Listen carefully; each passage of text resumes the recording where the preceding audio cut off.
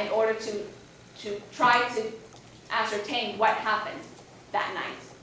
But Israel would not comply, would not cooperate with them. So they couldn't talk to any Israeli soldiers because the Israeli authorities said no one will question our soldiers. But they conducted their investigation anyway, and they issued their report. As you know, 9 of our colleagues were killed that evening.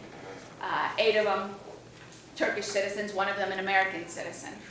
The American was 19 years old. Furkan Dugan, his name. He was actually supposed to be starting medical school in the fall. And the report said, and the forensic reports also showed, that these people were murdered.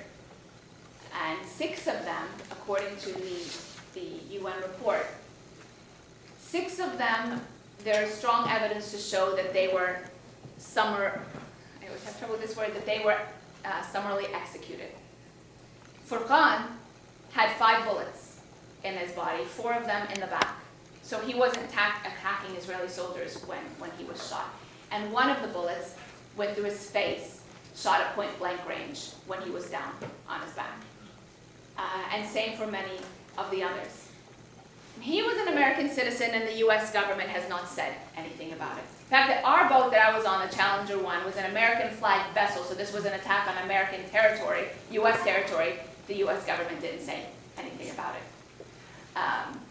Which is a little bit disheartening, but it's not going to get us to stop, nor is this violence going to get us to stop. So we are currently planning Freedom Flotilla 2, and that's scheduled to sail in the fall.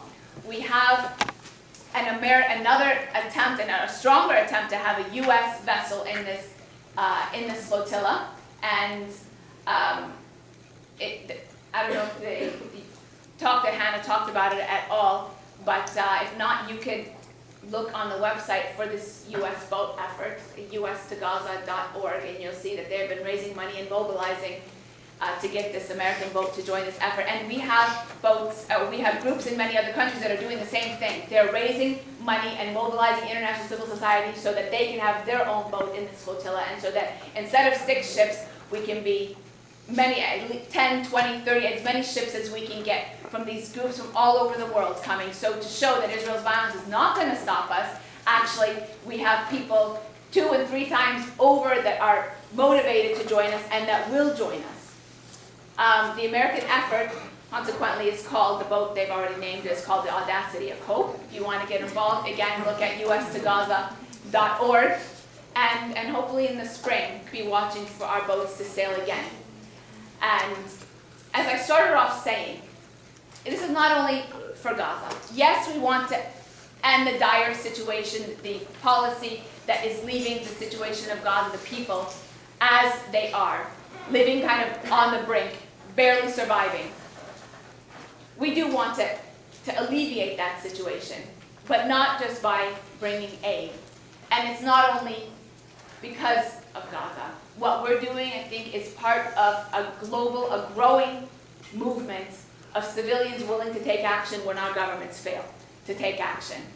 So I said it's not only about Gaza because there's the West Bank, Jerusalem, and inside Israel proper, but there's also the very notion that when our governments fail, international civil society has to act, and we can act.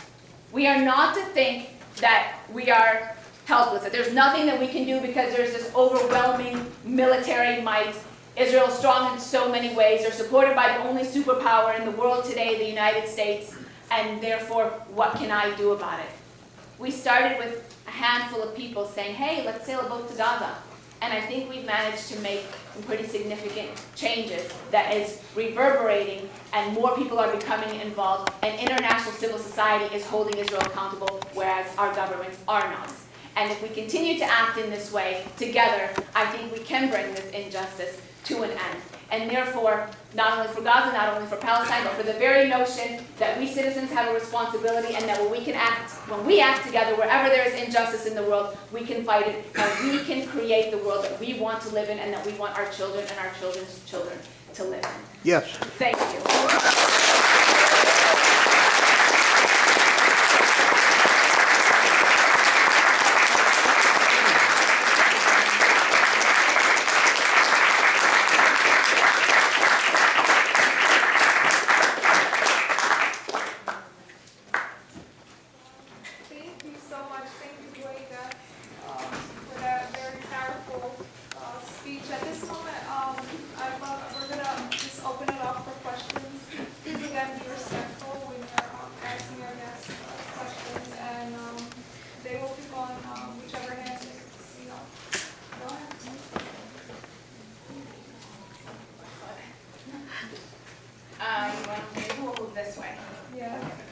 I have friends, I'm Allie, and I'm a political science major. I have friends that have been on Birthright, where they've been exposed to like the culture, the lifestyles, like Israel. Are there any programs comparable where young people can be exposed to like the humanitarian like plights of people, like in Palestine? As far as like the humanitarian side, not so much like Israel, where they train with like the army. I know they always come back with stories about working with the army and going to the nightclubs and like things like that. Is there anything comparable? There is, actually. There is an organization that was started called Birthright Unplugged. And it was started by two American Jewish students that wanted to take mainly Jewish students, but I think they're also open to non-Jewish students. And they have other programs now, not just Birthright Unplugged, but take the students that would go on Birthright and show them the other side, the occupation, things that they don't see by going on Birthright. And we've had a number of people that have gone on Birthright, take some time after, and come either go with Birthright Unplugged or coming just contact the ISM or contact Anarchist or contact any other group to see with themselves what's going on. But I think one of the best ones I can think of is Birthright Unplugged, and you can Google them to get their website and encourage people to go there. I really would. Sorry, do you know if you have to be Jewish to participate in something like that? I don't think so. I mean, their target is mainly young Jewish Americans, but no, I think there have been a number of non-Jews on that. The thing is, you know, with Palestinians or with other groups, there are certain groups. There's also, Fellowship of Reconciliation. They have a yearly, I think twice a year, they take interfaith delegations to go. So you can look up also Fellowship of Reconciliation. They have a program called, I think, Interfaith Peace Builders, and so they take interfaith, usually Christian, Muslims, and Jews on a delegation to go. Palestinians have also tried to do something similar, and there are efforts.